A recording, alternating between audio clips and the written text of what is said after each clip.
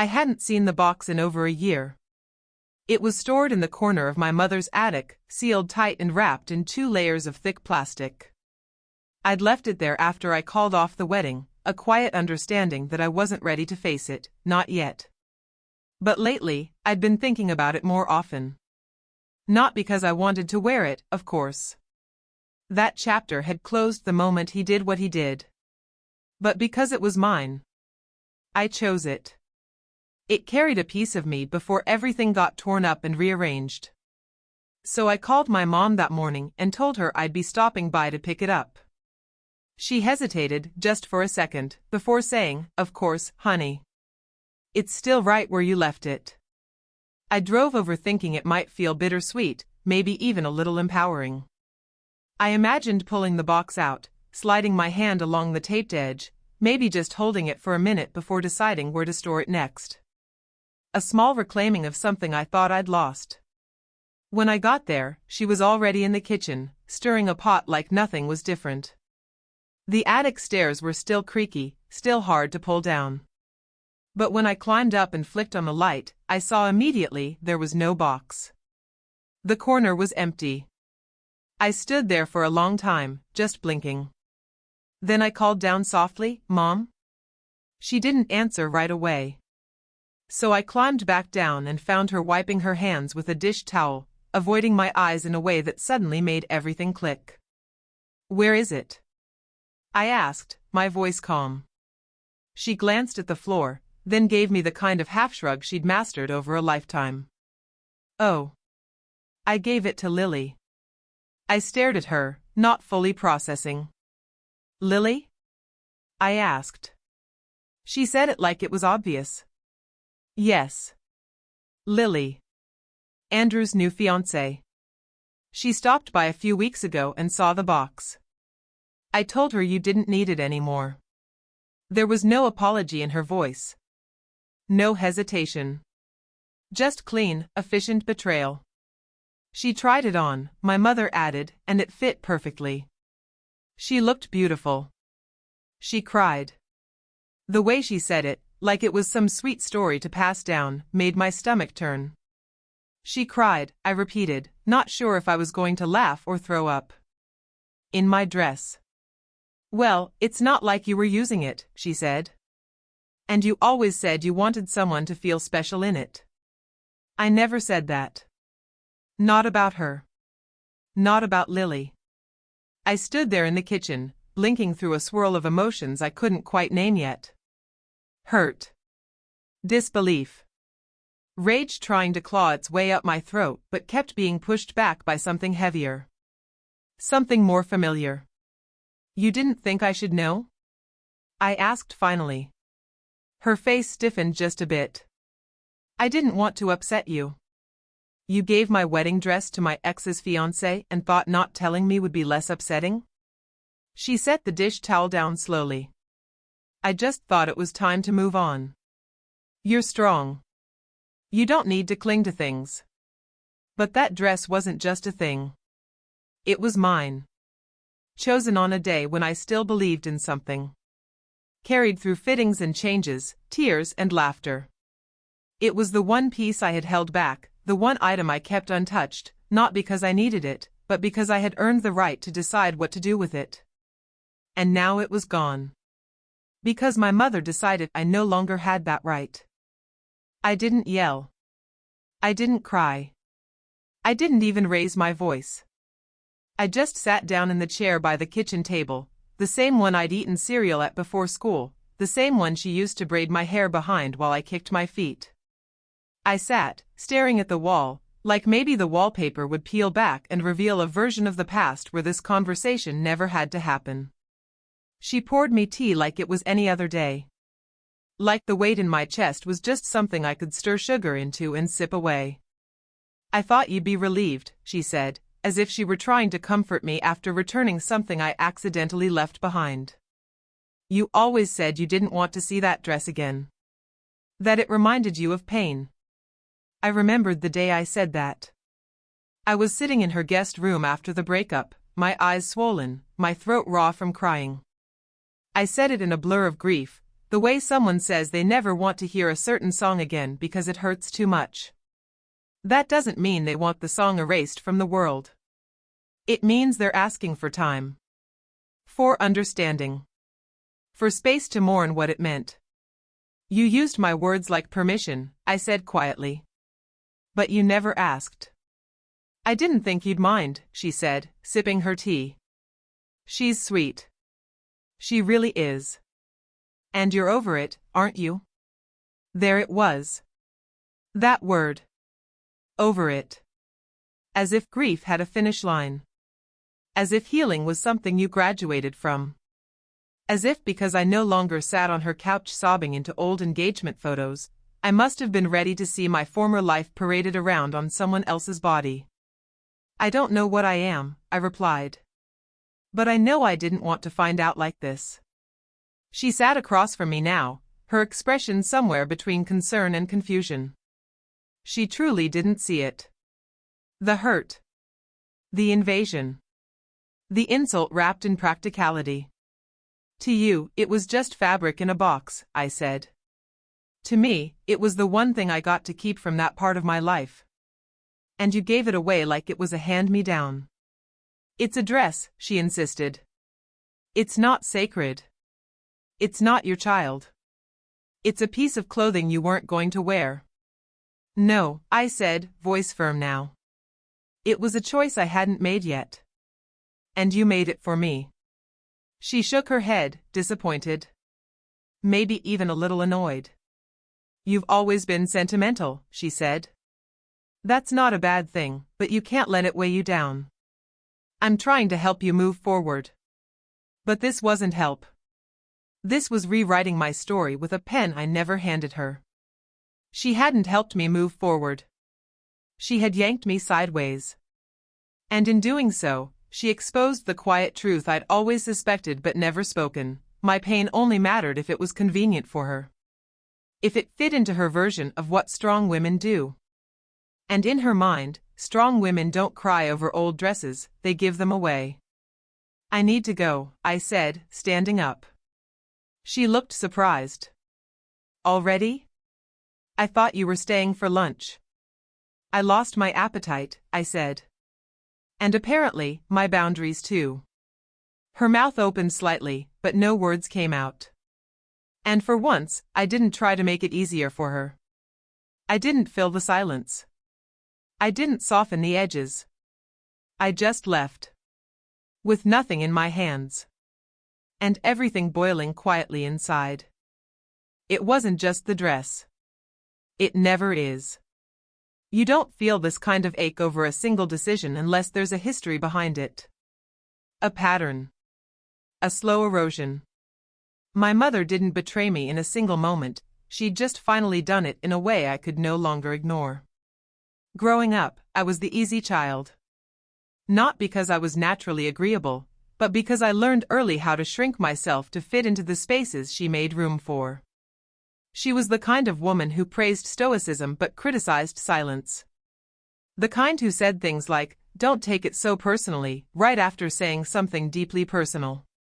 When I was 10, she forgot my birthday party RSVP and said I should have reminded her. When I was 16 and crying in the bathroom after being dumped, she told me, "Don't embarrass yourself. He wasn't worth it anyway." And when I got accepted into a college out of state, she frowned and said, "But you'll miss your cousin's wedding." There was always someone else to consider. Someone else's comfort, someone else's timeline, someone else's need to be prioritized. I learned that being her daughter meant being efficient. Pleasant. Low maintenance. So when the wedding fell apart, and I moved back home for a few months, I did everything right. I didn't cry too loudly. I didn't mope too long. I thanked her for every cup of tea, every half-hearted hug, every reminder that everything happens for a reason. And when I packed up and left again, I told myself she had tried. In her own way. That she just didn't know how to love out loud. But this? Giving the dress away to her, to the woman marrying the man who left me? This wasn't emotional clumsiness. This was erasure. It was as if she had rewritten the story entirely. Like I had simply been the placeholder, the trial run, and now Lily, the newer, sweeter version, got the ending I never earned. And the worst part? I could picture her saying it, smiling even, "It's not personal. You're over it." But it was personal. Because the dress wasn't just a dress. It was a milestone. A relic from a life I had built in good faith. A life that had collapsed, but that I still had the right to grieve. And she took it. Because to her, closure wasn't something you earned. It was something you were handed, whether you were ready or not. I sat on my bed that night, staring at my phone. Part of me wanted to call her. Not to fight, but to ask.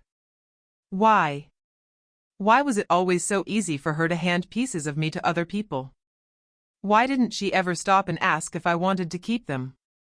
But I didn't call. Because I already knew the answer. She loved me in the way a gardener loves flowers that bloom without too much water. She loved ease. Simplicity. Efficiency. And I had always been too complicated. Too soft. Too quiet.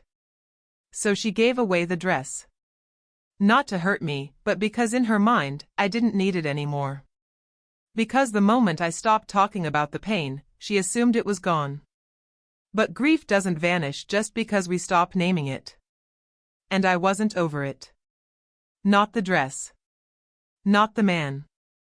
And certainly not her. I hadn't spoken to her in almost 2 weeks. I let her calls go to voicemail.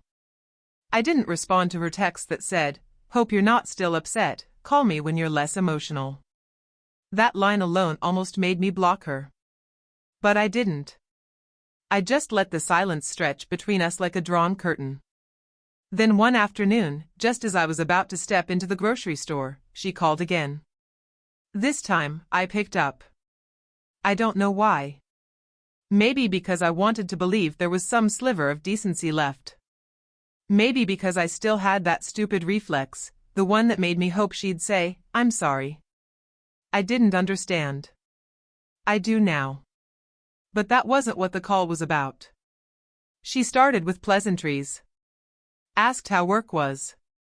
Commented on the weather. I stood there in the parking lot, listening to her small talk, the sound of my mother pretending like nothing had happened. Then she got to the point. "So, Lily's having a hard time finding someone to do her hair for the wedding. The stylist canceled last minute, can you believe that?" I said nothing. Just stood there, one hand on my shopping cart, waiting. "She remembers how lovely you did mine for my anniversary a few years back, and I told her you've always had a real gift with updos. I mean, you could do it in your sleep." Still, I said nothing. "So I told her," she continued, breezy as ever, "you might be able to help. You're so good at keeping things gracious. I figured you'd understand." That word, gracious, sliced right through me. I finally spoke. "You told her what?" "That you'd do her hair," she said, as if repeating it would make it sound more reasonable. "You're good at this sort of thing, honey. You've always had a big heart." I couldn't breathe. The woman who handed my wedding dress to the woman marrying my ex had now offered me up like a party favor. As if it were a compliment. As if it were the natural next step in whatever script she'd written for me, a character who knew how to take the high road, over and over again, no matter how many times she was paved over in the process. "You offered me to her," I said slowly, "like I'm a hair appointment?" She made a tisk sound. "Don't be dramatic. You always make things about you." I almost laughed. "You gave her my dress, Mom." She sighed. "And I thought you'd made peace with that." "Don't be petty." That was her favorite defense mechanism. If I had boundaries, I was cold. If I had feelings, I was dramatic. If I refused to make things easier for everyone else, I was petty. "I'm not doing her hair," I said, quietly. "You're really going to be like this?" "I'm not doing her hair," I repeated. There was silence on the other end. The kind that revealed more than words ever could. You know, she said at last, voice tight, you used to be more forgiving. No, I said, gripping the handle of the cart, grounding myself. I used to be quieter. That's not the same thing. She hung up first. And I stood there in the parking lot, not angry, not hurt, just done. She wasn't going to understand. Not today. Maybe not ever. But for once, I didn't feel like I needed her to. Because the girl she used to offer up so freely wasn't picking up the scissors anymore. This time, I was putting them down. I told myself I wouldn't go. I told myself I didn't owe anyone anything, not her, not him, not Lily. Especially not Lily. But there was this strange, heavy silence inside me that wouldn't go away. Not grief. Not anger. Just something unfinished. Like if I didn't show up, I'd be letting her rewrite the whole story. Again. So I showed up. Not to help. Not to serve. Just to see. It was the rehearsal day. Not many people around. Just a few early guests, a florist setting down centerpieces, and Lily in a long robe that trailed behind her like soft fabric fog. She turned when she saw me, her expression lighting up in surprise. You came. There was no sarcasm. No awkwardness. Just a kind smile. Her hair was up in loose curls. Not my work. Someone else had stepped in after all. I nodded. I didn't want to leave things strange. She stepped forward, holding out her hands. I'm really glad. Your mom said you might stop by. She said you were amazing with styling. It's too bad we couldn't coordinate it. But I found someone. That word, your mom, landed like a stone in my chest. Still hers. Always hers. I'm glad it worked out, I said, my voice even. She beamed. Wait until you see the dress. I made a few changes to it. I hope you don't mind. I paused. And then she stepped back and gestured toward the mirror. There it was. My dress. Not exactly as I'd left it. She'd shortened the train. Removed the sleeves. Added a ribbon to the waist. But the bodice was the same. The stitching. The way the neckline curved exactly the way I remembered it. My breath caught in my throat, not out of pain, not even jealousy, but something deeper. A recognition. It wasn't mine anymore. But I could still see the shape of me in it. I hope it's okay, she said. I didn't know, well, your mom just said it wasn't a big deal. That you'd moved on. I stared at her then. Lily. The woman who had unknowingly walked into a story already half written. And I realized something, she didn't know what she was wearing. Not really. She wasn't mocking me. She wasn't trying to claim anything. She'd just been handed a gift and told it had no history. It's a beautiful dress, I said. And I meant it. She looked relieved. Then, almost shyly, she added, would you help me pin the veil? I hesitated. The request felt innocent. Not loaded. Not manipulative. Just a girl asking another woman for help on a big day. I nodded. Sure. She turned back to the mirror. I walked over, took the veil from the stand, and carefully smoothed it out with my fingers. My hands moved like they remembered. Like they'd done this before. I pinned the veil gently into place, not saying much, just watching her reflection settle into itself. When I finished, I stepped back. She turned slightly, examining herself. Thank you, she said. I nodded once, then looked at her in the mirror and added, softly, just don't forget to ask where things come from. She blinked. What do you mean?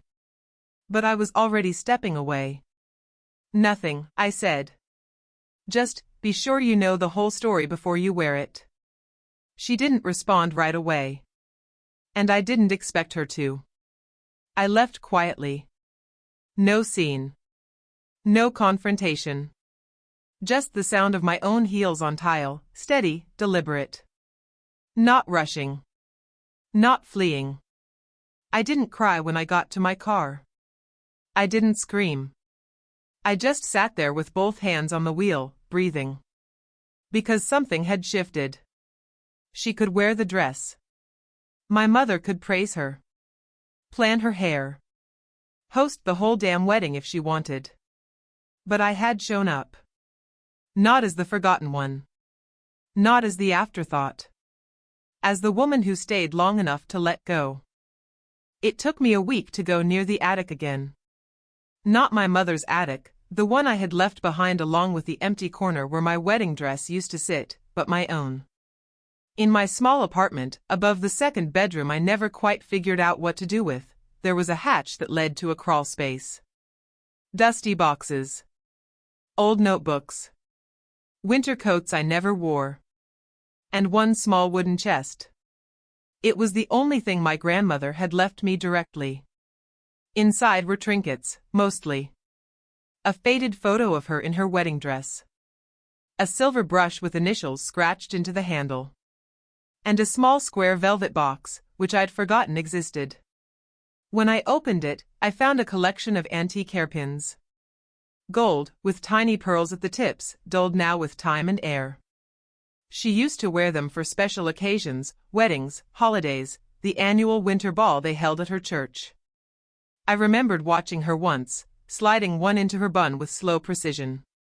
"These are for women who know who they are," she had told me. I was too young then to know what that meant. I looked at them now, turning one between my fingers. That afternoon, I addressed a small padded envelope to Lily. No return name. Just her name and the venue's address.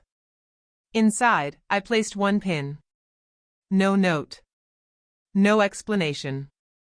Just the pin and a whisper from a version of myself I was finally ready to outgrow. I didn't go to the wedding. I didn't speak to my mother. I didn't take her call the next day when she left a message that started with, "You really embarrassed me," and ended with, "I hope you're happy now." I was. Not in the way people mean when they say they've moved on or let it go.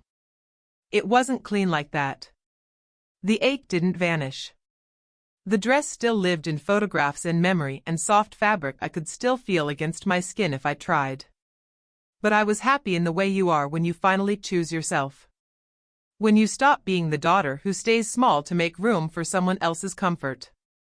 I didn't need to make her understand anymore. Let her call it petty. Let her frame it as bitterness. I'd spent too many years performing forgiveness for a woman who treated peace like something I was supposed to buy and gift wrap. This was mine. My boundary. My silence. And I would not hand it over. I went for a walk that evening, just as the sun was beginning to dip. The streets were quiet, lined with trees shedding early spring blossoms. I passed a group of kids drawing with chalk on the sidewalk. One had sketched a lopsided heart. Another was drawing a girl in a dress with a crown. I kept walking, breathing in the air like I'd been underwater for too long. Back home, I stood in front of the mirror. I didn't look different. Still the same woman. Same hair. Same tired eyes. But something behind the eyes had shifted. No one could take that from me now. Not a mother. Not an ex. Not even the part of me that had waited so long to be chosen. Because finally, I had chosen myself.